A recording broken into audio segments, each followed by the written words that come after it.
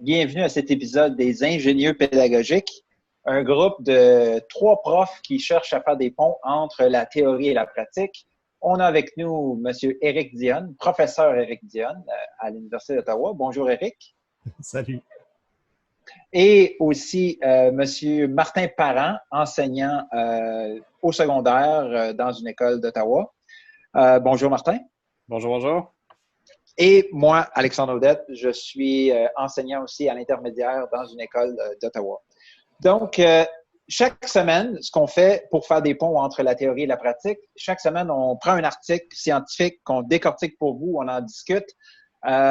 Et à chaque semaine, c'est un de nous 3 qui choisit un article à décortiquer. Et cette semaine, c'est Éric, professeur Dionne. Tu as choisi l'article de M. Astolfi qui est tiré d'un livre, j'imagine, parce que c'est le chapitre 8. Ça s'appelle « L'erreur ». Donc, on va parler des erreurs aujourd'hui. Donc, de quel livre est-ce que c'est tiré, premièrement? Est-ce que tu pourrais nous informer là-dessus? Oui, mots-clés de la didactique des sciences, repères, définition, bibliographie. C'est de Jean-Pierre Astolfi, Eliane Darrow, Yvette Ginsberger-Vogel et puis Jacques Toussaint. C'est un vieux livre, hein, ça date de 1997. Donc, une série de chapitres. Il y en a, regardez, juste 2 secondes, regardez la table des matières. C'est vraiment vieux, ça, 1997. Oui, ça fait je ne mentionnerai pas mon âge cette année-là. Non, c'est ça. T'étais-tu rendu au primaire, Martin? Non. Je suis même pas sûr qu'il était né en 97. J'étais né, oui. J'étais né. Oui, t'étais pas... 18 chapitres qui posent vraiment les bases de la didactique, surtout évidemment dans un contexte d'enseignement des sciences. Mais on retrouve des concepts là-dedans, des idées qui sont applicables aussi à d'autres disciplines. Et en particulier, en fait, le chapitre 8 qui parle de la notion d'erreur. Et c'est une des raisons pour lesquelles j'ai choisi ce chapitre-là, c'est que même si c'est une vieille référence, même si c'est un livre là, qui date déjà de plusieurs années, la notion d'erreur, elle demeure en fait plutôt péjorative dans le milieu scolaire, mais dans le milieu académique aussi, là, c'est pareil. Là, tantôt, on parlait de faire des ponts, mais on va amener de la théorie dans les salles de classe, on va amener un peu plus de pratique aussi dans les salles de classe à l'université, puis on veut que tout ça se mélange, mais la notion d'erreur à l'université, je peux vous dire que je ne pense pas que mes étudiants soient bien différents des vôtres. Donc, ils veulent cacher leurs erreurs. Lorsqu'il arrive des évaluations sommatives, il ne faut surtout pas montrer que ce qu'on n'a pas saisi, ce qu'on n'a pas compris. Donc, on va rester évasif parce que justement, on ne veut pas trop se peinturer dans le coin. Donc, des stratégies défensives là, que les étudiants mettent en place qui probablement ressemblent à celles que vous rencontrez à tous les jours avec vos élèves. Oui, effectivement. Puis, il faut dire que le chapitre de ce livre-là, c'est une lecture un petit peu plus dense de ce qu'on est habitué, de ce qu'on a lu jusqu'à maintenant ici avec les ingénieux pédagogiques. C'est très théorique.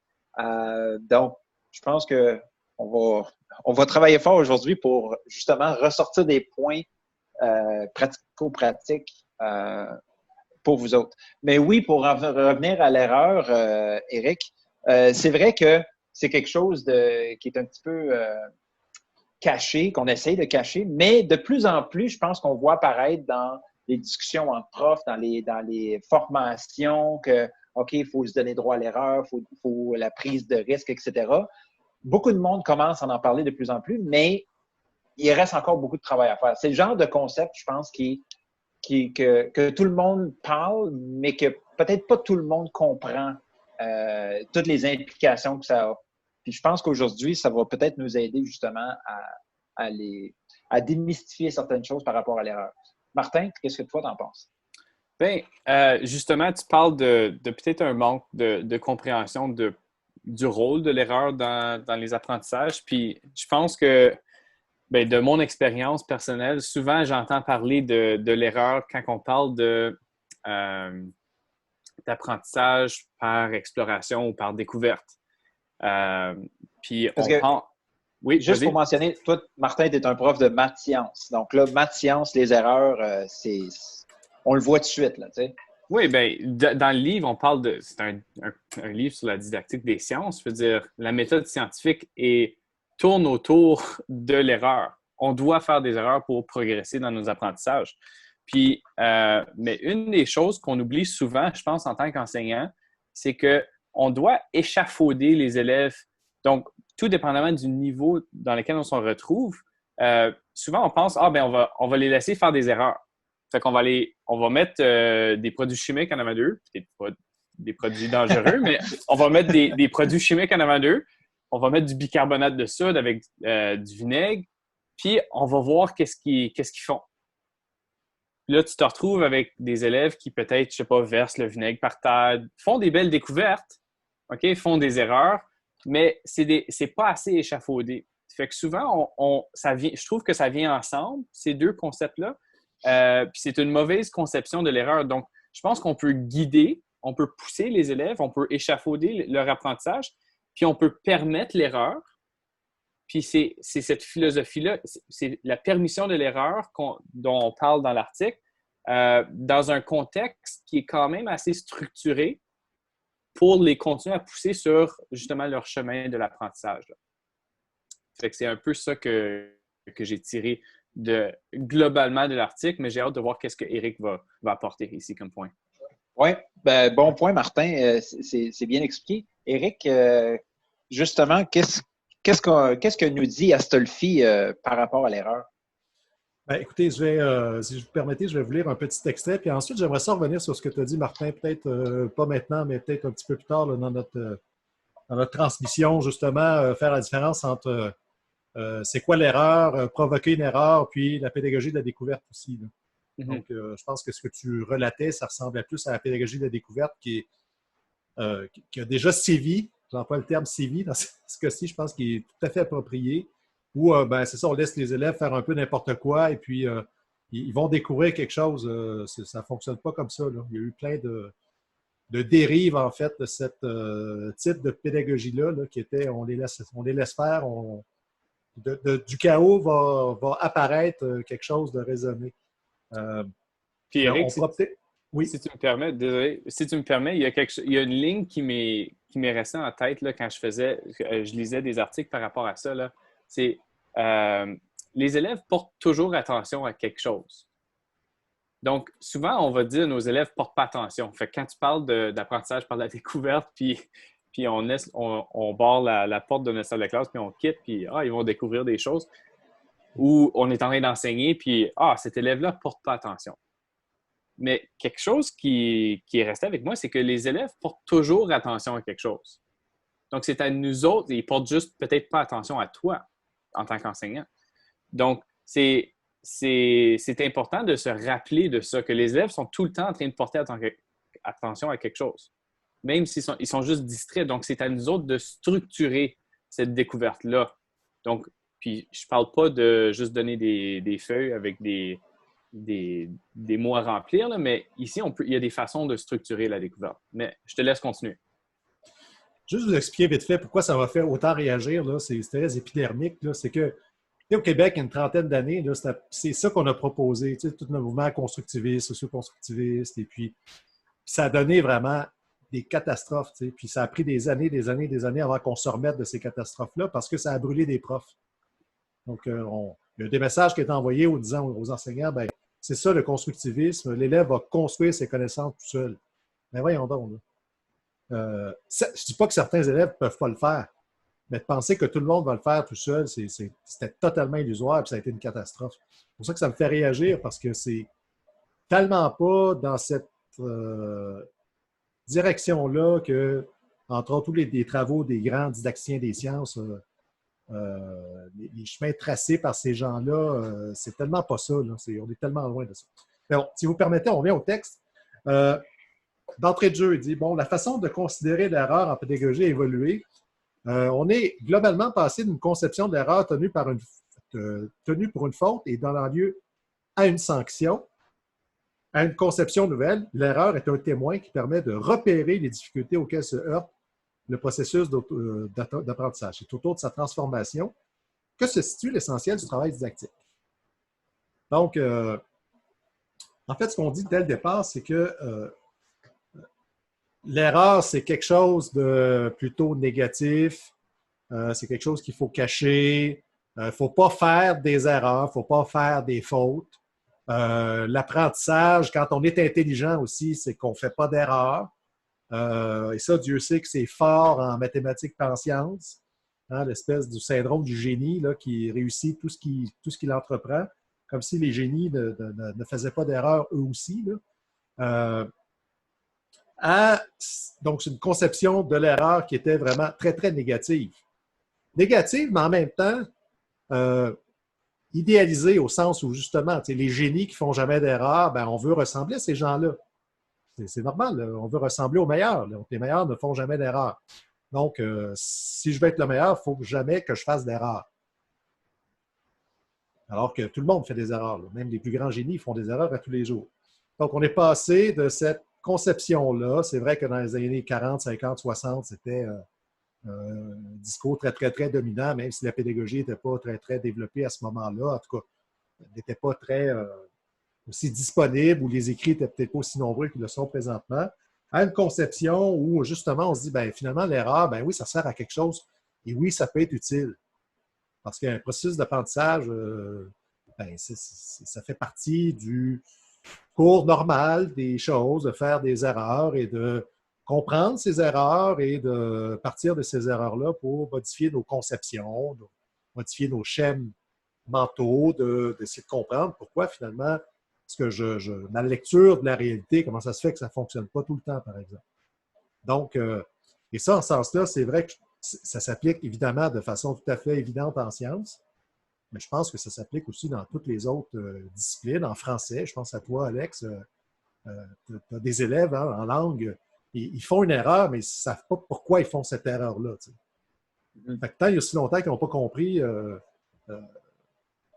c'est quoi l'erreur, pourquoi je la fais, puis comment je la reconnais, comment je reconnais que j'ai fait cette erreur-là, ben, c'est difficile d'avancer parce que quand tu ne sais pas pourquoi tu fais une erreur, c'est difficile de la corriger à ce moment-là.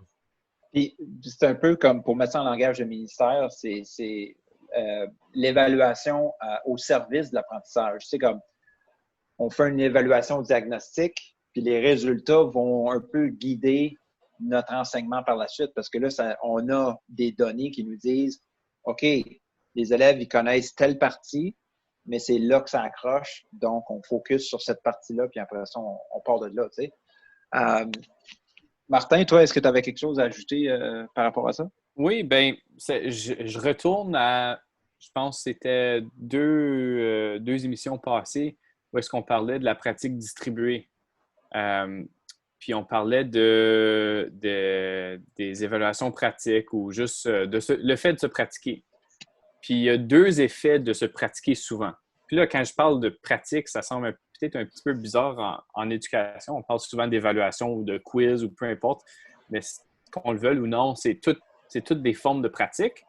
Mais ici, puis la conclusion de cette émission-là, c'était qu'on doit pousser les élèves à se pratiquer aussi souvent que possible en gardant les enjeux assez bas, là, pour pas qu'on devienne trop démotivé. Mais justement, les deux effets de cette pratique-là, c'est tu es en train de renforcer les synapses dans ton cerveau, mais de deux, tu es en train de réaliser quand tu fais, c'est quoi tes erreurs. Fait que tu peux pas réaliser que tu fais des erreurs si tu ne te pratiques pas. Puis je pense que c'est quelque chose qu'on oublie souvent, puis on en parle. Si on ne pousse pas nos élèves à se pratiquer ou si on a une connotation négative qui vient avec le mot quiz ou test ou même pratique, les élèves ont peur de pratiquer, bien là, on ne peut pas bénéficier de ces deux effets-là des tests pratiques. Fait que c'est juste quelque chose que j'ai retenu ici avec le premier point. Oui. Puis, ça me fait penser, à un moment donné, j'ai écouté une entrevue à radio sportive il y a une couple d'années, puis quelqu'un demandait, il y avait une entrevue avec un spécialiste de soccer européen, puis il demandait pourquoi est-ce que le Canada ne développe pas plus de joueurs de soccer, etc., etc. Pourquoi est-ce que le Canada, l'équipe nationale du Canada est pas vraiment bonne. On est classé, je ne sais pas où dans le monde, mais c'est ridicule un peu du côté masculin.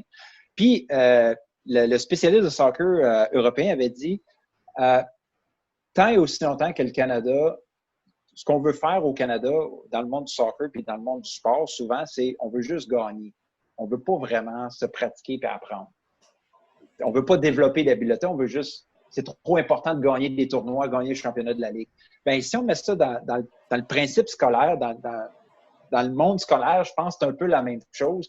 On veut juste avoir la bonne note. On veut juste avoir le bonbon au bout. Mais de savoir pourquoi on a eu ce résultat-là, de s'arrêter, réfléchir, se dire, bon, qu'est-ce que j'ai fait? Comment est-ce que je peux changer ça? C'est difficile parce qu'on est toujours axé sur la note, le résultat final. Puis, tant que la note et le résultat final est là, l'école devient une compétition entre moi et mon voisin. Il faut que j'aie la meilleure note dans la classe. Les parents mettent de la pression pour avoir des bonnes notes. Parfois aussi, des écoles font des palmarès des meilleures notes, des meilleures moyennes générales. Dans un monde comme ça, il n'y a pas de droit à l'erreur. Je ne sais pas ce que vous en pensez, monsieur Dion. Moi, je suis d'accord avec toi, mais peut-être pas. Je pense que je suis d'accord sur le diagnostic, justement, mais un peu moins sur les moyens. Moi, je ne pense pas que d'éliminer les notes, ça va. De toute façon, on ne sera jamais capable de complètement les éliminer. Donc ça, il faut partir avec ça. En tout cas, certainement pas à court terme. Ça, c'est tout à fait évident. Par contre, là où je te rejoins dans le diagnostic, c'est effectivement, il y a beaucoup trop de pression qui est mise sur les élèves, trop tôt. Puis en plus, en Ontario, c'est qu'on est très influencé par ce qui se passe aux États-Unis. Les tests de l'OQRE, ça devient rapidement du teach the test. Là. Donc, il y a une telle pression qu'on finit par se dire, peu importe ce qu'ils apprennent, en autant qu'ils réussissent les tests. Et ça, c'est un peu difficile à admettre. Là. Puis on n'a pas beaucoup de données scientifiques non plus là, pour appuyer ce que je dis là. Parce que c'est difficile à obtenir, parce qu'il y a beaucoup de déshérité sociale, il y a de la peur, les gens ont peur de parler. Mais quand c'est à micro fermé puis que les langues se délient, moi, c'est un peu ce que j'entends. Là. Donc, c'est vrai au primaire, c'est vrai au secondaire, c'est vrai à l'université aussi. Là. C'est-à-dire, écoute, c'est plus des étudiants qu'on a, c'est des clients. Donc, on est dans une approche, en fait, où justement, l'erreur, se tromper, prendre plus de temps, faire vraiment des apprentissages profonds, là, des apprentissages durables, étendus, utiles, des apprentissages qui vont rester à l'élève pour toute sa vie, qui ne va pas durer le temps de l'examen. On l'a échappé dans les 20 ou 30 dernières années, on l'a échappé. Là. On est parti sur une tangente qui était où on s'est éloigné de ces grands principes-là. Si vous permettez, je veux juste vous ramener à quand je vous parlais tantôt du rapport à l'erreur ou de la conception qu'on peut avoir de l'erreur, la page 88, il nous dit, les auteurs nous disent, dans une approche un peu plus traditionnelle, on dit les savoirs s'approprient par compréhension abstraite, mémorisation, application, répétition. Donc, les dysfonctionnements se traitent par reprise des règles et répétition des exercices. Donc, autrement dit, quand les élèves font des erreurs, c'est parce qu'ils n'ont pas leur compréhension abstraite est déficiente, ils n'ont pas assez mémorisé, ils ne sont pas capables d'appliquer. Donc, on va faire quoi? Donc, une stratégie que l'on connaît tous les trois très bien, qu'on a vu souvent dans nos carrières respectives, on va faire plus de la même chose. Hein, on va donner encore plus d'exercices, on va donner encore plus de travail à faire aux élèves. Puis, à force de leur en donner, ça va finir par rentrer. De gré ou de force, ça va finir par rentrer. Ouais. Puis ça, c'est un phénomène qui se voit beaucoup en français, en langue. Les fameux cahiers de grammaire qu'on remplit, on fait des pages et des pages, on remplit des petites lignes, puis après ça, on vient pour écrire un texte. Il n'y a pas vraiment de changement. En maths, tu peux faire des pages et des pages et des pages de division. Exactement la même chose, oui. Peut-être ça va marcher. C'est pas sûr. Mais dans ce cas-là, c'est quoi le problème? Le problème, c'est un problème de transfert. Les élèves ne transfèrent pas. Autrement dit, tu leur donnes 50 exercices à faire. OK, ils vont accorder le participe passé avec avoir. Ils vont le faire 50 fois comme il faut. Ils vont arriver dans un texte, ils ne vont pas reconnaître que c'est un participe passé. Exactement. Employé avec avoir. Donc, là, la règle, ils savent par cœur, ils ne vont pas la transposer, ils ne vont pas l'appliquer dans le bon contexte. Mm-hmm. Ouais. Donc, on a besoin de changer le contexte. On a besoin de mettre nos élèves. Fait ici, on parle de pratique, puis on en a discuté aussi, là, j'oublie dans quelle émission, mais on va continuer. Ça va être un sujet, je suis sûr, qui va continuer à revenir dans nos émissions. Mais, tu sais, changer le contexte, là, c'est donner l'opportunité à l'élève de reconnaître ces situations-là ou cet algorithme-là que peut-être il a pratiqué 1 million de fois pour reconnaître le participe passé dans différents contextes. Puis, au niveau neuronal, on est en train de renforcer ces liens neuronaux-là.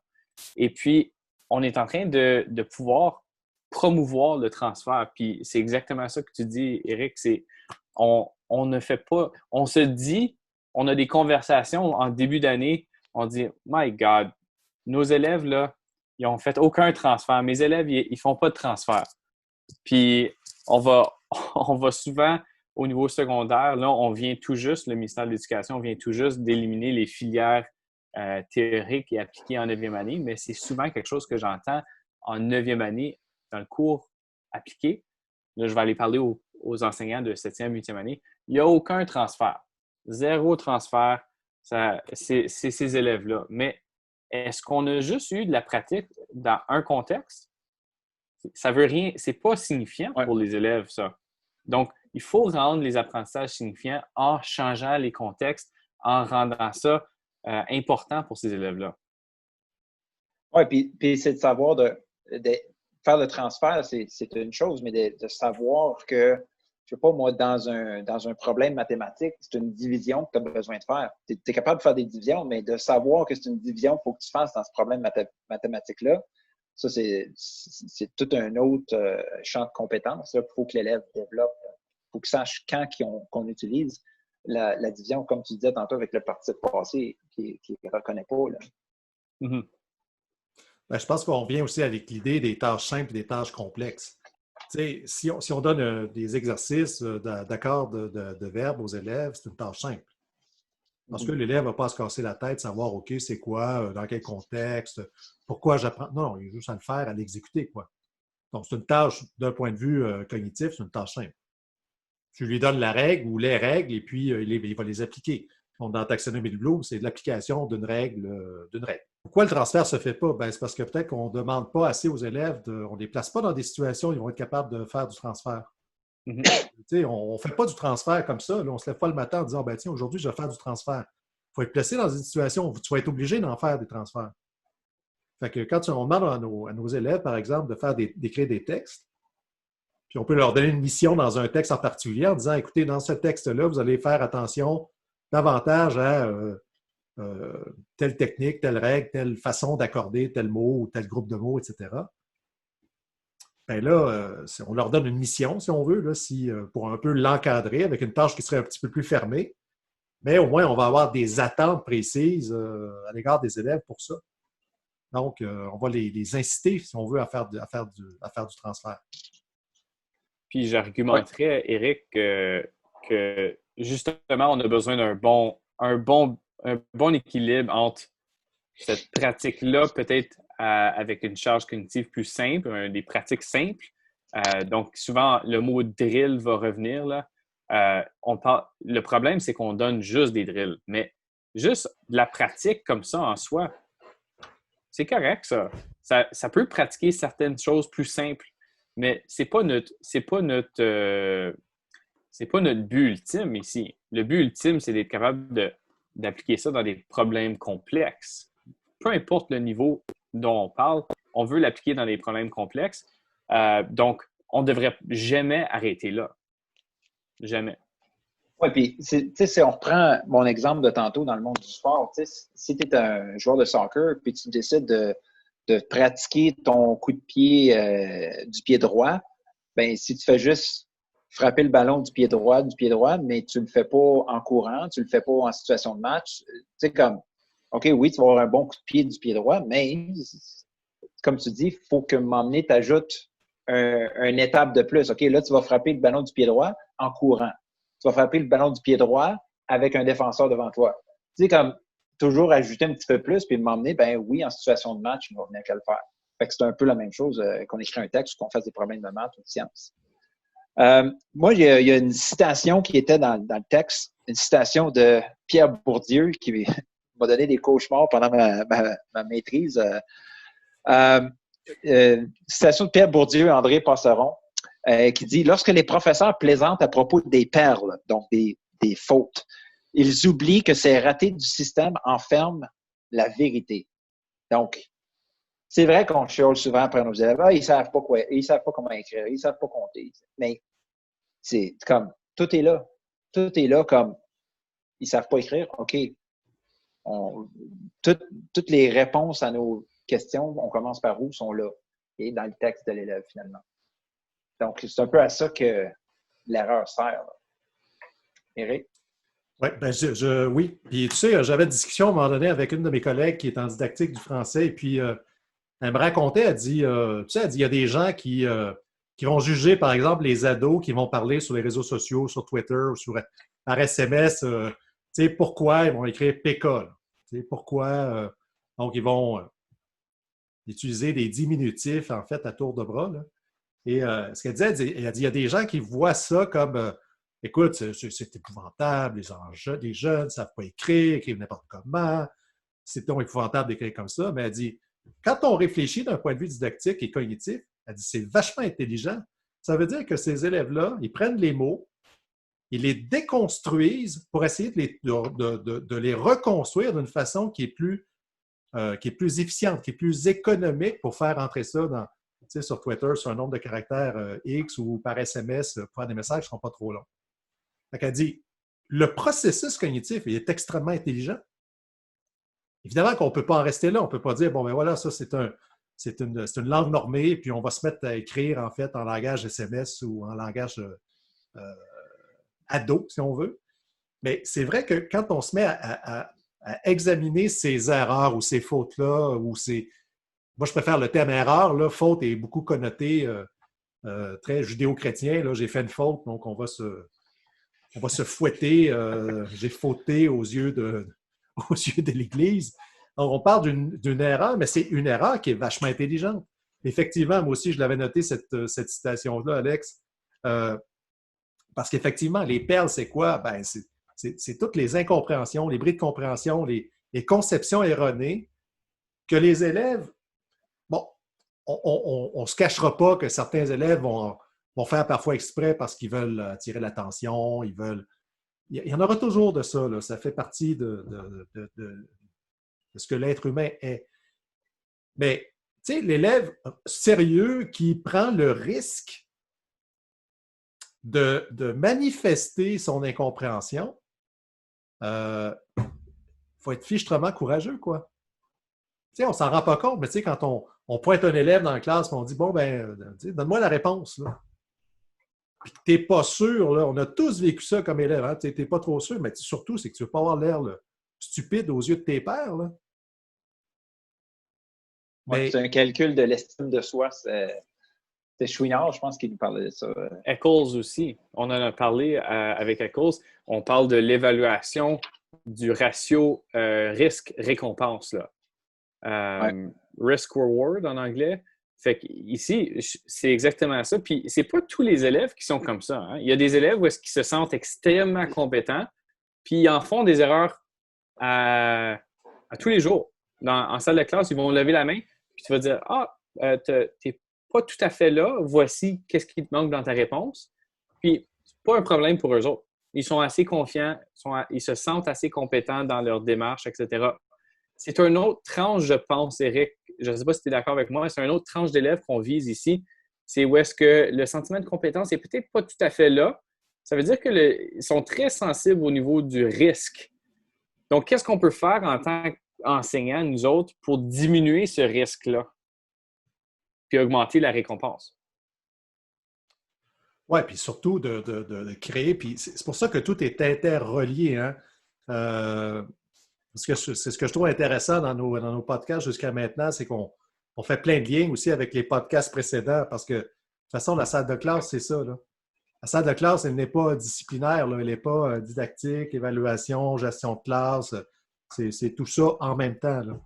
Donc, euh, effectivement, c'est le climat de classe que tu vas instaurer, ben, il va vachement influencer justement le rapport que les élèves ont développé avec l'erreur, mais que toi, en tant qu'enseignant, en tant que prof, tu vas développer aussi autour de l'erreur.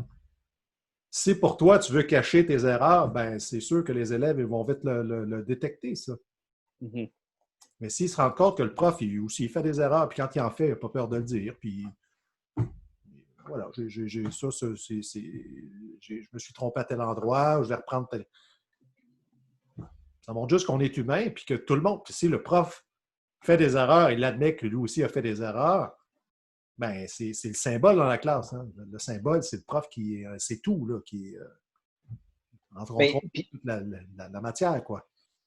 mais ça, comme dans le fond, c'est de créer un environnement sécuritaire pour que les élèves puissent apprendre, ce qu'on appelle en anglais le safe space. Mais c'est tellement difficile de créer ça. En tout cas, moi, mon expérience en intermédiaire en 7e, 8e année, donc secondaire 1, 2, c'est vraiment difficile parce qu'il me semble que quand les élèves arrivent au secondaire, ils veulent tous se prouver. C'est quasiment comme une jungle. C'est la loi du plus fort, puis c'est comme il y en a qui s'écrasent un et l'autre, puis parce que personne ne veut être laissé pour compte. Fait que dans un contexte comme ça, c'est bien dur de s'ouvrir puis de se dire « Ah, ben oui, je me suis trompé parce que tu ne veux pas être l'idiot de la classe. » Là, puis il y a une grosse partie, je pense, de l'atmosphère de la classe qui passe par le prof. Mais en même temps, les interactions avec les élèves, nous, on a nos limites aussi en tant que prof pour créer ce climat-là, là, si on veut. Là. Mhm. Puis Alex, si tu me permets, ben, je suis d'accord avec vous autres, avec tous les deux, c'est de modéliser en tant qu'enseignant, mais comment forcer les élèves à bien collaborer? Pour moi, dans mon expérience, puis ça ne fonctionne pas tout le temps, mais ça fonctionne des fois, c'est de mettre des limites claires à la collaboration. En Ontario, on parle des HH, là, les habitudes et habiletés. On donne un niveau au bulletin, là, mais ce HH-là de collaboration, souvent, c'est en arrière-plan. C'est pas quelque chose dont on se soucie beaucoup le jour. Puis d'après moi, si on part de ce HH-là, spécifiquement collaboration là, pour ce contexte-ci, où est-ce qu'on collabore souvent, à toutes les semaines, on donne plusieurs opportunités en tant qu'enseignant de collaborer. Et puis, non seulement est-ce qu'on donne des opportunités, mais on met des délimitations. Ça veut dire qu'on met des limites. C'est quoi un bon comportement? Comment est-ce qu'on collabore bien? Puis ça, là-dedans, je veux dire, on parle de ne pas insulter, on parle d'écouter, on parle d'accepter les idées différentes des autres. Puis ça, c'est pas quelque chose qui est facile à apprendre. C'est un comportement complexe. Puis il y a toutes les émotions, surtout en 7, 8, 9, 10. Je trouve qu'il y a beaucoup d'émotions, les inhibitions sont difficiles. L'autorégulation, là-dedans, tu peux l'entrer. Mais si on met des limites claires à la collaboration, je pense que ça peut commencer à créer l'atmosphère, puis ça peut venir jouer, ça peut venir s'adhérer à justement ta vision pour la classe, puis comment est-ce que toi tu modèles, puis là les élèves vont le vivre, puis ils vont le pratiquer, puis tu peux corriger justement ces erreurs-là en comportement, puis les guider vers un comportement qui est plus acceptant. Là. Oui, tout à fait. Puis je pense que dans le fond, c'est de préparer les élèves à faire des choix avant même qu'il y ait à faire ces choix-là, pour qu'une fois dans la situation, ils vont être capables de faire le bon choix, que ce soit pour la collaboration, que ce soit pour tu te retrouves devant une erreur, mais comment tu réagis? Tu caches ou tu essayes de réfléchir dessus? Puis justement, ça m'amène à une citation de Gaston Bachelard dans l'article qui dit « L'essence même de la réflexion, c'est de comprendre qu'on n'avait pas compris. » Puis pour en arriver là, je pense que ça prend quand même une certaine maturité, mais en même temps, je pense que des élèves du primaire sont capables de faire ça. C'est peut-être de mettre son ego de côté. Je sais pas. Qu'est-ce que tu en penses, Éric? Moi, je pense qu'il faut faire vivre des conflits cognitifs aux élèves. Je pense qu'il faut les placer dans des situations où leurs erreurs, en fait, vont se manifester. Je ne me souviens pas si on a déjà parlé de cet exemple-là avec la couleur du ciel bleu. La couleur du ciel? Non, je pense pas. On n'a jamais parlé. Il faudrait que je retrouve la source. C'est une situation assez classique en didactique des sciences. On parle à des enfants, en fait, qui n'ont jamais mis les pieds à l'école. C'est juste avant d'entrer dans la scolarisation. On leur demande d'expliquer pourquoi le ciel est bleu. Alors, plusieurs élèves vont dire, le ciel est bleu parce que le soleil est jaune et puis le gazon est vert. Donc, les deux, ça fait du bleu. Donc, c'est ce qui explique pourquoi le ciel est bleu. Fait que c'est formidable. Hein? C'est une explication intéressante. C'est une hypothèse intéressante. Évidemment, qui est fausse. Là. On sait très bien que c'est pas vrai. Dans cet exemple-là, en fait, plutôt que de dire aux élèves, non, c'est pas vrai, c'est pas à cause de ça, et puis, leur dire, OK, très bien, donc, ça, c'était à partir d'une photo, par exemple, prise dans un pré.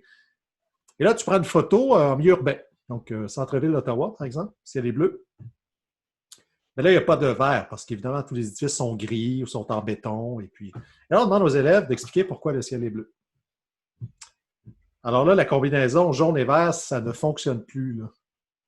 Donc, les élèves qui avaient dit que, bon, ciel était bleu à cause du jaune et du vert, eh bien, au centre-ville, ça ne fonctionne pas. Donc, on a fait quoi? On a créé un conflit cognitif. Donc, plutôt que de dire non, vous n'avez pas raison, vous avez fait une faute, ce n'est pas la bonne explication, ce qui n'aurait pas changé leur conception. Enfin, on a vécu ça des milliards de fois dans les salles de classe, c'est-à-dire on dit aux élèves non, c'est pas ça, voici la bonne réponse. Ils sortent, ils reviennent le lendemain, ils vont te ressortir dans la même cassette. Là. Donc, tu dis, il y a quelque chose, il y a quelque chose dans la tête des élèves là, qui le switch n'est pas fait. Et donc, cet exemple-là, moi, je m'en sers souvent dans les cours, et puis, d'abord parce que c'est mignon, hein, c'est sympathique comme explication, mais surtout, c'est une explication, c'est une situation qui est simple. Puis effectivement, on voit tout de suite qu'on fait juste changer, on parlait tantôt du contexte, on fait juste changer le contexte, sans dire aux élèves qui ont fait une erreur, mais c'est eux qui vont se rapercevoir, ils vont dire, oui, c'est vrai, ça, le jaune, là, il n'y a plus de vert, donc comment ça fait que le ciel est bleu? Et là, on peut rentrer dans une démarche vraiment super intéressante, parce que là, ça va venir d'eux autres. Ils vont dire, finalement, là, c'est pas ça, c'est quoi? Comment ça fait que le ciel est bleu au centre-ville? Donc, je pense que la notion de conflit didactique, elle est centrale. Si on veut faire évoluer les conceptions des élèves, si on veut que leurs erreurs, ils puissent aller au-delà de leurs erreurs, faire évoluer ces conceptions-là qu'ils entretiennent, je pense que ça, c'est le devoir des pédagogues, des enseignants, des conseillers pédagogiques, de travailler justement sur quel genre de conflit cognitif je dois faire vivre aux élèves pour être capable que d'eux-mêmes, en fait, ils s'aperçoivent que, oups, mon schéma explicatif, là, il ne fonctionne pas. C'est là, je pense, qu'on reconnaît les bons pédagogues, c'est de garder les élèves, je pense, sur comme juste un déséquilibre assez gros pour qu'ils se questionnent, mais pas trop déséquilibré où est-ce qu'ils sont complètement perdus. C'est là que la touche du pédagogue arrive. Là. Je ne sais pas ce que tu en penses, Martin. Bien, on parle de zone de développement proximal. Là. Ça veut dire que la charge cognitive n'est pas trop élevée, mais c'est à nous autres, on parlait, juste pour faire un lien avec de ce qu'on parlait au début, c'est justement ça, c'est au prof de choisir ces erreurs-là d'avance, puis de les mettre dans ces situations-là d'avance. Si le prof l'enseignant n'est pas capable de reconnaître ces erreurs-là d'avance, puis évidemment, dans nos premières années d'enseignement, c'est quand même un travail assez énorme, là. Mais si on n'est pas capable de dire « Ah, ben ça serait une belle situation à quoi ça va venir confronter les idées des élèves. Puis on fait juste les mettre dans une salle, puis on barre la porte, puis là, on dit « Ah, ils vont découvrir des choses. » Mais dans cette salle-là, ils ne sont pas confrontés à ce conflit cognitif-là. Ben, c'est là le travail de l'enseignant. Fait que je pense que c'est une nuance importante, puis c'est un bon lien à faire tout de suite. Là. C'est vraiment de choisir quand les erreurs sont produites, dans quelle situation, puis d'avoir cette solution-là pour venir les guider dans leur apprentissage. Est-ce que je me trompe ou dans Thinking Classroom, c'était beaucoup basé là-dessus, ce que vous faisiez en maths, Martin? Exactement. Fait que en français, c'est l'approche collabo-réflexive. Puis c'est Peter Liljedahl, qui est un chercheur de l'Université Simon Fraser, qui a enseigné, était un enseignant au secondaire, je pense, en Colombie-Britannique, pendant comme 10 ans. Puis justement, il est venu à découvrir un peu cette approche-là par tâtonnement. Puis là, il était en recherche, puis il l'a peaufiné un peu. Puis c'est justement ça, tu choisis un problème dans lequel l'élève va peut-être être confronté à certaines erreurs. Et puis là, en pratiquant la collaboration, il va... Puis en mathématiques, je pense que c'est un petit peu plus facile que peut-être dans d'autres matières, mais l'élève va reconnaître qu'il y a une erreur dans sa démarche. Fait que c'est de ne pas donner les réponses tout de suite aux élèves, mais de plutôt poser des questions qui vont faire développer cette pensée critique-là et créative de l'élève. Donc, juste de faire « Ah, ben, tu me poses cette question-là, comme pour revenir à l'exemple d'Éric, ah, ben, qu'est-ce qui arrive si tu vas en ville? Qu'est-ce qui arrive au ciel? » Ah, OK. Puis là, c'est des pousser, des guider vers la bonne réponse. Mais évidemment, il y a beaucoup d'échafaudage, puis il faut que ça soit planifié dans ces situations-là. Puis, à la fin, la bonne réponse, c'est pas vraiment important. Là. La destination, c'est tout le voyage que tu prends pour y arriver. C'est toutes les erreurs que tu as faites dans ton cheminement. Puis de savoir que la réponse, c'est 28 au problème de maths, on s'en fout. Là. C'est difficile. Le chemin parcouru. Là. C'est pas facile, ça. En tant qu'élève, tu préfères faire des feuilles de pratique de multiplication là, ou le théorème de Pythagore. Je préfère faire 1 million d'exercices sur ça. C'est beaucoup plus facile. Une fois que tu connais la règle, tu peux le faire tout le temps. Mais quand je te mets en contexte, puis là, faut que tu appliques le théorème de Pythagore dans un différent contexte ou tu n'appliques pas le théorème de Pythagore dans ce contexte-là quand tu l'as toujours appliqué. C'est là que ça devient très difficile. Mais c'est de guider ces élèves-là, d'échafauder leur apprentissage, puis éventuellement, puis de les rassurer aussi, puis de donner des indices quand ils ont besoin des indices, mais pas trop. C'est là qu'on parle de l'enseignement en tant qu'un art. Ça se pratique, ça aussi.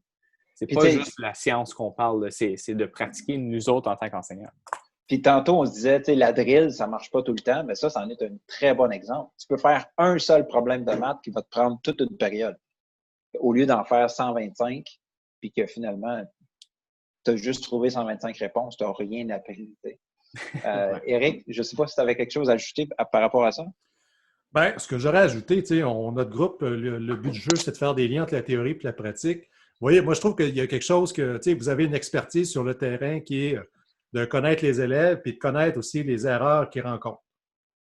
Ça, moi, tous les profs que j'ai rencontrés, là, ils sont capables de me dire, après 2-3 années d'expérience, puis parfois moins que ça, là, ah, bien, quand j'arrive dans tel bout de matière, là, ça, c'est difficile pour les élèves. Ça, ils ont de la misère. Ça, voici les difficultés qu'ils rencontrent. Ça, c'est vraiment c'est un savoir expérientiel qui est pour moi extrêmement précieux. Là où je pense que il y a certaines lacunes, je vous dirais, c'est OK, mais qu'est-ce qu'on fait avec ces erreurs-là? Comment on trouve les conflits cognitifs? Qu'est-ce qu'on propose aux élèves? Et ça, c'est difficile. C'est une sacrée tâche complexe pour tout le monde de trouver ces situations-là. Et c'est peut-être là qu'il y aurait des ponts à faire aussi avec le milieu universitaire, avec ce qu'on peut retrouver dans les écrits scientifiques, tout ça, pour essayer de travailler plus en collaboration pour dire, écoutez, dites-nous les difficultés que vos élèves rencontrent, puis nous, on va vous proposer des choses, puis ça sera à nous tous, là, à voir comment on peut essayer d'amalgamer ça, de faire un tout qui soit cohérent au service des élèves. Donc, les difficultés des élèves, moi, ça commence à faire un petit bout que je n'ai pas enseigné, là, mais c'est quelque chose qui se perd. Le savoir expérientiel, si tu n'as pas les 2 pieds dedans, ça finit par se perdre un peu. Mais je pense que là, il y a vraiment en fait une possibilité de collaboration qui peut être extrêmement intéressante parce que c'est qu'est-ce qu'il faut faire finalement? Parce que c'est ça le problème pour les enseignants. Qu'est-ce qu'on fait? Un coup qu'on a le diagnostic, que les élèves rencontrent des difficultés, qu'est-ce qu'on fait? Oui, puis tu sais, c'est le principe de, tu sais, quand tu es trop collé sur quelque chose, sur un problème, tu es trop collé dessus, tu le vois plus, tu sais, comme d'avoir le regard extérieur qui t'amène justement peut-être les connaissances théoriques. Ça, peut-être, je pense que ça, comme un peu, tu as eu l'expérience, Martin, avec le chercheur, que je ne suis pas capable de dire son nom. Peter Liljedahl, ouais. Ouais, c'est ça. Tu sais, comme, il vous a apporté complètement une nouvelle manière de voir votre matière. Tu sais, il y avait des profs chevronnés là-dedans, je pense, dans ce programme-là avec toi. Parce que c'est le conseil scolaire qui l'a comment engagé, c'est ça, hein? Puis, c'est ça. Il est venu vous donner des formations. Puis c'était des formations soutenues pendant 3 ans, à chaque quelques mois, puis on se rencontrait nous autres mêmes. Fait que ça, c'est important à mentionner aussi. Là. C'est pas tu vas à une formation épisodique, une journée, puis là, je sors super compétent dans cette approche-là. Là. Justement, j'ai dû la pratiquer pendant de nombreuses années, puis j'ai encore beaucoup de chemin à faire par rapport à ça. Mais je pense qu'on est rendu à l'étape de l'épisode où est-ce qu'on fait des ponts. Donc, comment est-ce qu'on apporte ce concept-là? Je sais qu'on en a déjà parlé un petit peu, là, mais peut-être juste en point de forme, comment est-ce qu'on apporte cette théorie-là en salle de classe? Éric, t'avais-tu des idées par rapport à ça? Bien, quelques éléments de réflexion. Là, je pense que ça peut être intéressant d'abord de se poser des questions, nous, en tant que prof, là. C'est quoi notre rapport à l'erreur? Comment nous, on l'entrevoit l'erreur? C'est quoi pour nous une erreur? Donc, il y a une partie cognitive, mais certainement une partie affective aussi là-dedans. On parlait tantôt de la prise de risque, tout ça. Mais moi, là, en tant que personne, là, comment je me positionne par rapport à l'erreur? C'est quoi mon sentiment d'auto-efficacité? C'est quoi mon niveau de confiance? Ça, je pense que c'est ça peut peut-être avoir l'air très théorique, là, mais je pense que c'est le point de départ. C'est-à-dire que si on ne considère pas que l'erreur, ça fait partie du processus d'apprentissage, bien, ça va être difficile pour les élèves de développer une conception un peu plus positive, disons, de l'erreur. Donc, ça serait de modéliser devant les élèves, c'est ce que tu nous dis un peu. De leur montrer que, regarde, pour moi, l'erreur, hey, big deal. Oui, bien, c'est que l'erreur, c'est pas dangereux. L'erreur, ça fait partie de l'apprentissage. On fait tous des erreurs. Puis, tu sais, ce qui est pas acceptable, c'est le manque d'effort. Le manque d'effort, c'est pas acceptable. Oui. OK?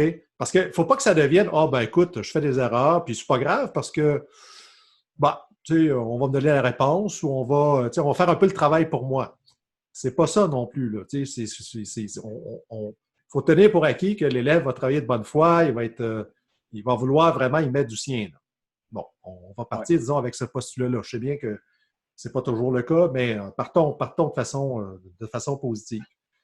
Fait que, créer un environnement qui soit justement positif ou que l'erreur est valorisée. On le sait que ça se passe encore, c'est-à-dire les élèves vont faire des erreurs, puis là, le prof va se mettre à être ironique, sarcastique, se fâcher, élever le ton. C'est pas des conditions très favorables là, à inciter les élèves justement à montrer leurs erreurs.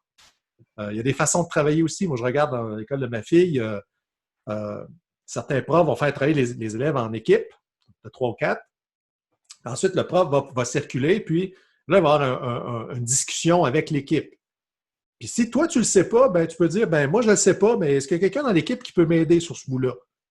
Puis moi, je vais aider aussi mon équipe, peut-être pour d'autres aspects où j'ai un coéquipier, en fait, qui n'aurait pas la réponse ou qui ne saurait pas quoi dire. Donc, on est une équipe. Là, puis on s'aide, puis le poids ne repose pas juste sur mes épaules à moi. Dans les années 50, 60, on se souvient, il fallait aller au tableau noir en avant, là. Puis il y avait la tuque d'âne, là, puis aller au coin. Mais ça, on en rigole aujourd'hui, mais bon sang, ça existait, là. Et il y a des relents de ces histoires-là, de ces cas-là qui perdurent dans le temps. Donc, il n'y a plus de bonnet d'âne, là, mais ça peut être par des mots, ça peut être, par exemple, un prof qui va pas, il pose une question un peu plus difficile, puis il va pas demander à certains élèves dans la classe parce qu'ils savent qu'ils vont se tromper. Ils ne sauront pas. Ben, c'est quoi le rapport à l'erreur que tu entretiens, toi, en tant que prof? C'est que finalement, tu valorises la bonne réponse. C'est ça que tu valorises. Ouais. Donc, collaboration entre tes élèves, j'en ai parlé. Peut-être vous laisser sur un dernier aspect que ça, je veux vous entendre là-dessus. On demande à des élèves d'écrire un texte. Et puis, ils font 7 ou 8 fois la même erreur. Okay, encore du participe passé avec avoir, par exemple. Est-ce que c'est une erreur ou c'est 7 erreurs? Pour moi, c'est une erreur. Tu sais, quand on parle du rapport à l'erreur, tu vois, ta réponse, pour moi, elle m'en dit long. Il y a bien des profs que je rencontre qui me disent, ben non, il faut sanctionner chacune des erreurs. Parce que si je les laisse passer, c'est comme si je disais que faire des erreurs, c'était pas grave, finalement. Oui, mais l'élève, s'il n'a pas compris une fois, même s'il en donne 50, il va faire 50 erreurs parce qu'il n'a pas compris.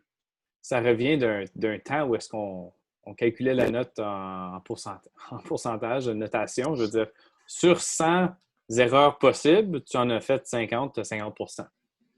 Puis je pense que c'est de là que ça vient. Pour moi, tu fais une grille, puis tu as le concept est capable d'accorder le participe passé, je ne sais pas, avec l'auxiliaire être, tu atteins le niveau 3, ben, tu l'as ton niveau 3 là, ou tu ne l'as pas. T'sais? Fait que peu importe, tu peux encercler les erreurs, mais est-ce que tu les comptes comme ça? On revient à un système de notation, puis peut-être ça revient d'un manque de compréhension de la grille d'évaluation. T'sais. Ça, il faudrait qu'on se fasse un podcast juste là-dessus. C'est ça, exactement. Plusieurs podcasts. Ouais, c'est pour ça que j'avais des émotions, j'ai dit, OK, je vais rien dire. Là. Ouais. Mais pour revenir à ton exemple, Éric, moi, ce que je disais à mes élèves, par exemple, avec les ordinateurs, les élèves écrivent leurs travaux sur des Chromebooks à l'école. Fait que moi, je leur dis, utilisez la fonction CTRL-F. CTRL-F, ça te sert à trouver n'importe quoi dans ton texte. Fait que moi, je leur disais, fais CTRL-F, puis mets les. Tout ce qui est au pluriel, comme les pommes. Ben, chaque fois que tu as les, à chaque fois que le mot après, il y a un S. Fait que là, moi, je t'ai pas tout encerclé tes 53 erreurs tu avais oublié de mettre un S au pluriel. C'est toi qui as été vérifié. Tu sais, comme, en utilisant la technologie comme ça, tu sais, comme CTRL F, tu cherches certains mots qui t'amènent souvent à faire des erreurs. Je pense que ça peut être déjà t'amener sur la bonne piste parce que tu trouves toi-même tes erreurs, tu les corriges toi-même, au lieu que ce soit du crayon rouge, puis que, tu sais, comme tu as moins de... En tout cas, si c'est toi qui les trouves toi-même, je trouve qu'il y a peut-être plus de travail cognitif. C'est le mot génération, hein? Éric, tu parlais de génération. Ouais. Non, pas génération en termes d'âge, mais en termes de générer ta propre réponse. Oui, mais Martin, quand tu parles de génération, là, puis tu t'adresses à moi, c'est toujours au sens premier du terme que je le prends. C'est bien correct. C'est bien correct. Mais tu vois, Alexandre, ce que je trouve intéressant dans ce que tu donnes comme stratégie, c'est que ça diminue en fait la charge mentale des élèves de travailler de cette façon-là. Parce que il n'y aura pas nécessairement un S à chaque fois. C'est pas ça la règle. On dit les vœux, ça ne sera pas VOAUXS. Mais là, tu vas voir, la charge cognitive ne sera pas sur le repérage, faire du repérage, parce que quand on fait du repérage à l'item, on risque de passer par-dessus un qu'on n'a pas vu. Parce qu'on est occupé, hein, nos cases de mémoire sont occupées, puis on cherche, il faut pas oublier de mettre des S parce que.